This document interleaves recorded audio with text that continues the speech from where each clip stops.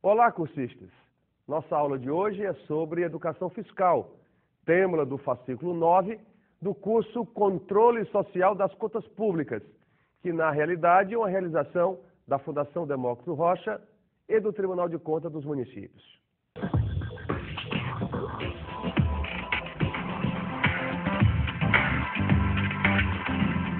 As funções do Estado modificaram-se bastante com a evolução da sociedade. Em países em desenvolvimento, até o final do século XIX, o Estado concentrou-se em suas funções básicas, como justiça e segurança. O Estado, assim estabelecido, encontrava-se sob o prisma da teoria do contrato social de Thomas Hobbes, aliás, tema abordado já no fascículo 1. A função do Estado é, sobretudo, promover a segurança e o direito de vida de seus membros, para que todos possam progredir em paz. A partir do século XX, entretanto, várias nações experimentaram um conceito de Estado mais atuante. Esta evolução da participação do Estado levou a um aumento significativo do gasto público e da necessidade de recursos para financiá-lo ao longo do tempo. Na literatura tradicional em finanças públicas, para quem já fez algo nessa matéria, nessa área, a lei de Wagner já detectava um aumento mais do que proporcional do gasto público em relação ao aumento da renda dos países industrializados. Ou seja, quanto mais os países se industrializavam, mais aumentava o gasto público. O advento do processo da industrialização forçou o Estado a ampliar a oferta de bens e serviços tradicionais, em especial como consequência da rápida e intensa urbanização. A lei de justiça e segurança e educação, por exemplo, aumenta a necessidade de ampliação de ruas, praças, saneamentos, bombeiros, etc. O crescimento econômico também leva a uma maior demanda por educação e saúde. Surge, então, o conceito de bem-estar social e há um deslocamento do patamar de exigências da sociedade em relação ao papel do Estado em prover bens públicos e semipúblicos. Os recursos adicionais também se elevam ao novo patamar e o Estado, cada vez mais, precisa de um novo pacto com a sociedade, no que se refere ao aumento dos tributos para financiar esses novos gastos. Necessário observar que o financiamento dos gastos públicos não se dará apenas através do pagamento de tributos.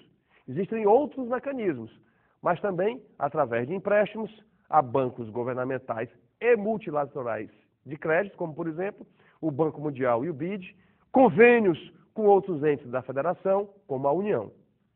Fica, então, a indagação. Se a sociedade espera cada vez mais uma maior quantidade e uma melhor qualidade na oferta de bens e serviços públicos, por que há uma enorme resistência ao aumento dos tributos? Era de se esperar uma sintonia entre as exigências da sociedade e a sua disposição de contribuir, mesmo que de forma compulsória, à sua crescente demanda por aqueles bens e serviços que são ofertados pelo Estado. A questão da resistência da sociedade ao aumento de tributos persiste com exceção de momentos transitórios, em que há um grande apelo para a colaboração da sociedade com o Estado. Essa resistência, então, deve ser trabalhada por ambas as partes, tanto o Estado como a sociedade, a fim de encontrar-se um ponto de convergência mais permanente. Nos países em desenvolvimento, as desigualdades sociais e regionais agravam o distanciamento entre as expectativas da sociedade e o Estado real, ou seja, os bens e serviços ofertados pelo Estado mostram-se muito aquém da dívida social acumulada. Este quadro potencializa o conflito entre Estado e sociedade, quanto à imposição de carga de tributos que deve prevalecer. Portanto, carga tributária depende da qualidade do serviço que se presta. No Brasil, a dívida pública acumulada, contraída até o final da década de 1980, impacta de forma significativa as contas públicas. O pagamento de encargos da dívida, e aí entenda-se encargos como o pagamento de juros e amortizações, obriga a União a despender recursos que poderiam ser utilizados para investimentos sociais e infraestrutura. Portanto, a restrição orçamentária do Estado em atender às demandas da sociedade ficou agravada pelo modelo de financiamento escolhido até a década de 80, que foi o endividamento público. Aliás, para quem não sabe, a dívida pública do descobrimento do Brasil até janeiro de 95 era ela de 65 bilhões de reais. Repetindo, do descobrimento do Brasil até janeiro de 95, ela era de 65 bilhões o endividamento interno. De 95 a 2002, ela foi a 660 bilhões e hoje essa dívida interna já alcança 1.320 bilhões de reais. Esse quadro contribui para a sensação que o Estado brasileiro muito arrecada, mas pouco retorna em bens e serviços de qualidade para a sociedade. O contribuinte, de forma geral, alega que os benefícios recebidos não correspondem ao esforço de sua contribuição. Ele não vislumbra uma compensação que o convença da verdadeira função socioeconômica do tributo. Aliás, tema que discutiremos adiante. Outro fator que contribui para que a participação da sociedade no financiamento do gasto público é compreender a sua destinação, que às vezes equivocada do gasto público e a falta de qualidade na aplicação destes. Daí a importância do acompanhamento e controle dessa despesa que o setor público, em qualquer nível, representa, portanto, federal, estadual e municipal, conforme também será abordado mais adiante nessa nossa palestra. O princípio do benefício recebido, sem dúvida, é o de mais fácil entendimento para o contribuinte. Embora cada um deles não identifique benefícios exatamente proporcionais à sua contribuição, de forma agregada, justifica-se a carga de imposto onerada à sociedade. Vale ressaltar que, na prática, os contribuintes não definem ou revelam suas preferências individuais pelos bens e serviços públicos, tornando quase que inviável qualquer tentativa de calibrar o imposto à efetiva fruição de benefícios para cada contribuinte. Além disso, nem todos os impostos podem ser associados facilmente à quantidade ofertada de bens e serviços. Existe outro princípio também relevante, o da capacidade contributiva. Este princípio associa-se diretamente à questão da equidade. Indivíduos que recebem uma mesma renda devem ser onerados pela mesma carga de impostos. É a chamada equidade horizontal. O imposto deve ser proporcional à renda recebida. No caso de indivíduos que recebem rendas diferentes, a equidade vertical, neste caso, o alcance na adequação da capacidade contributiva é mais complexo. Uma alíquota única não atende a esse critério, pois os indivíduos que ganham mais podem contribuir em uma maior proporção, uma vez que têm suas necessidades individuais atendidas em uma maior escala do que os mais pobres. Ou, de outra forma, pessoas que recebem 2 salários mínimos, por exemplo, valorizam de forma mais intensa 10% de sua renda do que aqueles indivíduos que ganham 10 ou 20 salários mínimos.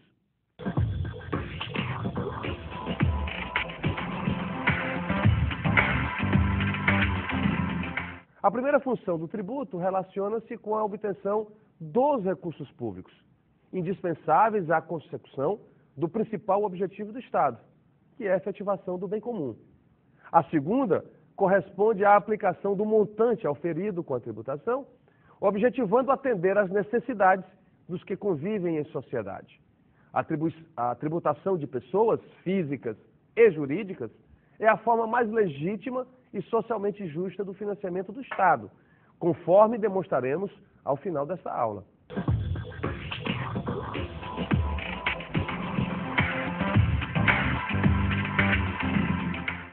os serviços ofertados pelo Estado, então, sob a responsabilidade dos 3 entes da federação, e, em contrapartida, essa receita pode e deve ser partilhada entre a União, os Estados e os municípios, de forma prevista na Constituição Federal. Aproveitem e peguem aí a Constituição Federal e examinem o capítulo 1 do título 6 da sua Constituição, que lá dispõe sobre o sistema tributário nacional. A seção 6, por exemplo, dispõe sobre a repartição das receitas tributárias. As principais transferências federais constitucionais para estados e municípios estão estabelecidas lá no artigo 159. Trata-se do Fundo de Participação do Estado, o famoso FPE, e o Fundo de Participação dos Municípios, o FPM. A base desses fundos é formada por 2 impostos federais. O Imposto de Renda, que é o IR, e o IPI, que é o Imposto sobre Produtos Industrializados. O FPE recebe 21,5% destes 2 impostos, que são distribuídos mensalmente para os Estados-membros. O FPM, por sua vez, recebe 23,5%, sendo 22,5% distribuído para os municípios a cada mês e 1% no primeiro decêndio do mês de dezembro de cada ano.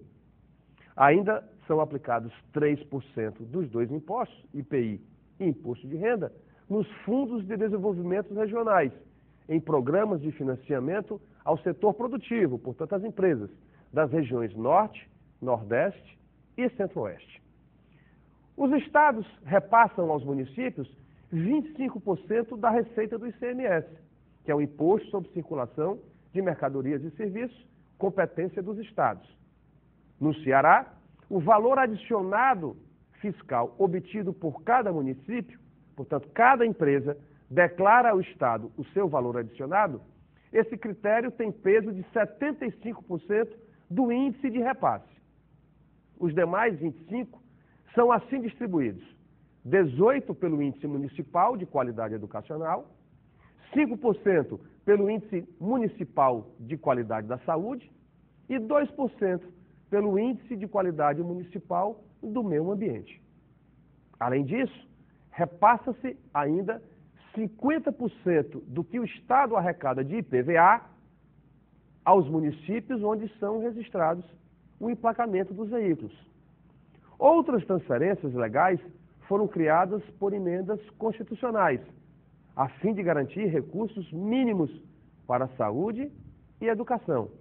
É o caso, por exemplo, do Fundo de Manutenção e Desenvolvimento da Educação Básica e de Valorização dos Profissionais da Educação, o mais conhecido Fundeb.